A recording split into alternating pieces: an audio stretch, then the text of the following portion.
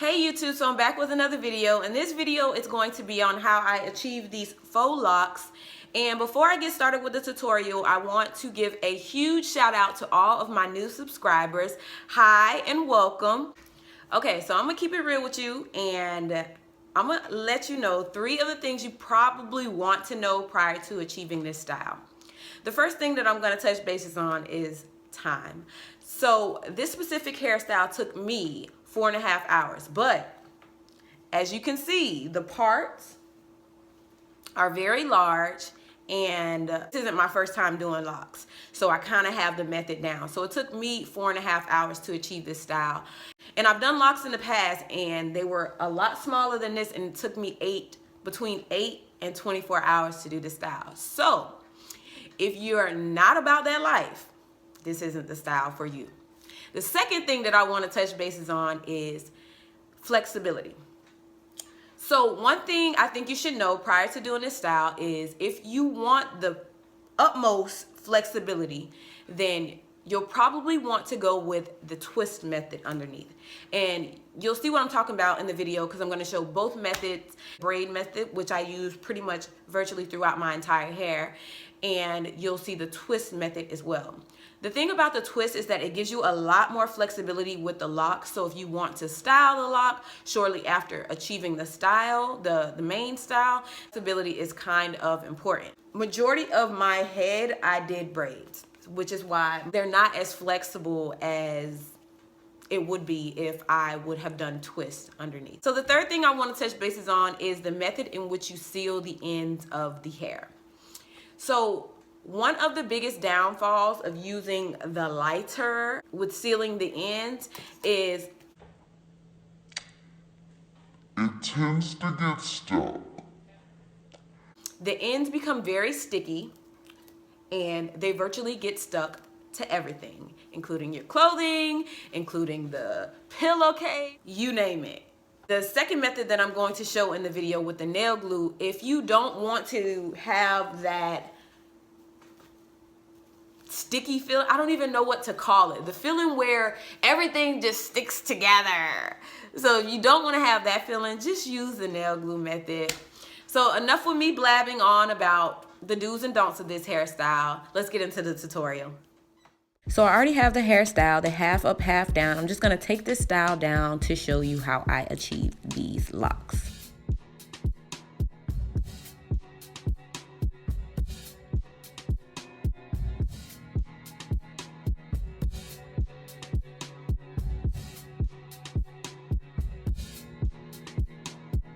So I previously had the hair sectioned off, and I'm just going to unravel what I already sectioned off and finger detangle it. So the product that I'm going to be using to moisturize my hair is the Shea Moisture Coconut and Hibiscus Curling Enhancing Smoothie. So I'm just taking my hair and parting it into medium-sized parts. And the reason I'm doing them this large is because I don't plan on keeping this style in for more than a week or 2. I know for the amount of time that I spent doing this style, only keeping it in for a week is insane. I know. That is one of the greatest things about knowing how to do your own hair. So now I'm just going in with the Curling Enhancing Smoothie, and I'm just moisturizing my scalp and going from root to tip, ensuring that I finger detangle my hair. And then I'm going to go in with it and seal it with some oil. And in this oil is coconut oil, Jamaican black castor oil, and the actual do-grow that came in the bottle.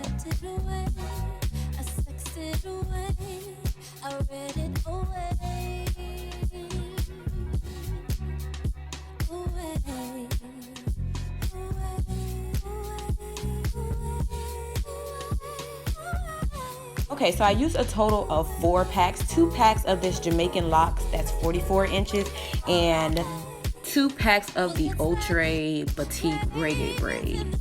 So I'm using the Batik Reggae Braid, the shorter version of the hair, to braid the hair, and I like this hair because it comes in sections. So I'm taking 3 of those sections, and I'm going to use those 3 sections to attach it to my hair and form a braid.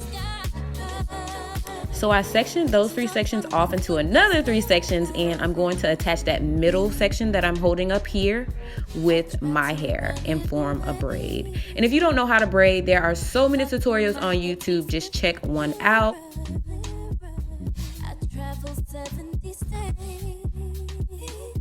So I'm just going to braid this all the way to the end, or at least until it's the length of the rest of the locks, and then it will be time to wrap.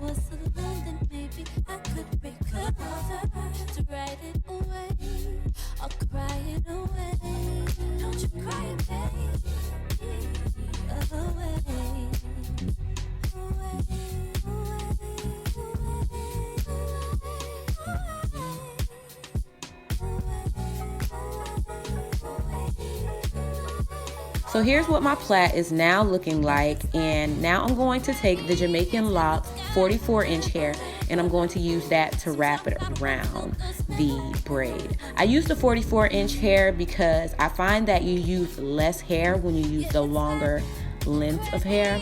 So I just attached it at the root, and I'm going to wrap all the way until I get to the end.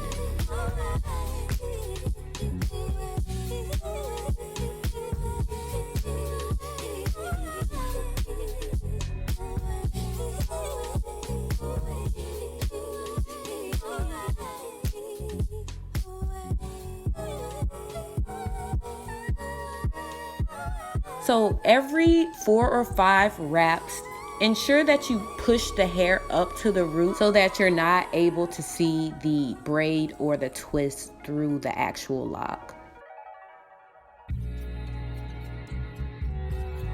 Okay, so I'm running out of hair, and I'm just going to show you how I attach another piece of hair. I'm taking a shorter length of hair this time because I don't have that much lock to go, and I'm just going to attach it right where I left off, ensuring that I'm holding on to that first piece and wrapping up and then wrapping down to secure that piece. Once you reach the desired length of the lock that you want to just take that hair and wrap it back up the length of the actual lock to secure it. If you've done that, you want to take the hair and cut it at an angle, leaving a longer portion of the hair so that you're able to continue to wrap until there's nothing left. Okay, so now it's time for the fire. And I'm just taking the lighter and I'm lighting it, and then I'm going to roll it in between my hands to secure it. Now you just cut off the excess hair, burn the end, roll it again, and then you're done with your lock.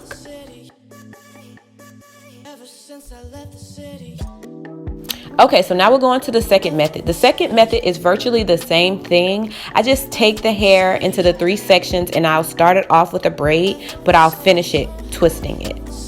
This specific method is beneficial for those who know how to twist from the scalp. I personally don't know how to twist from the scalp, so I normally start my twist off with a braid and then I finish it by twisting it.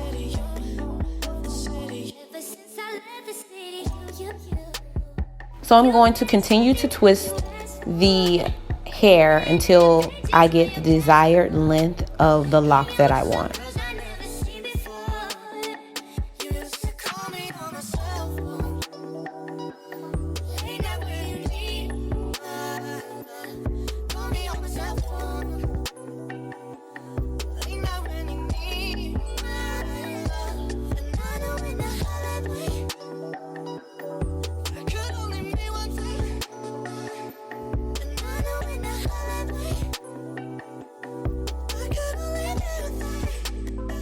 Once you've completed the twist, you'll do the same wrap method that I showed in the first method, just continuously wrapping the hair all the way around the twist until you get to the desired length that you want.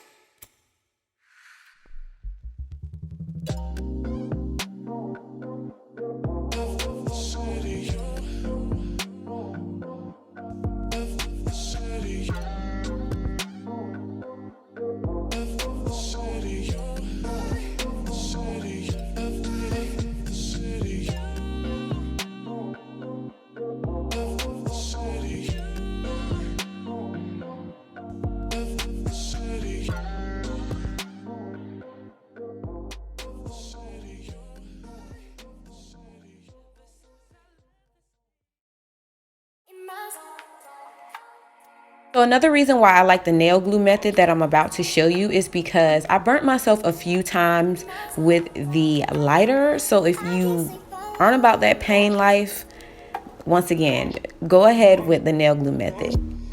Basically going to take the nail glue and dab a little bit of the glue on the frayed ends and then roll it in between my palms, and voila.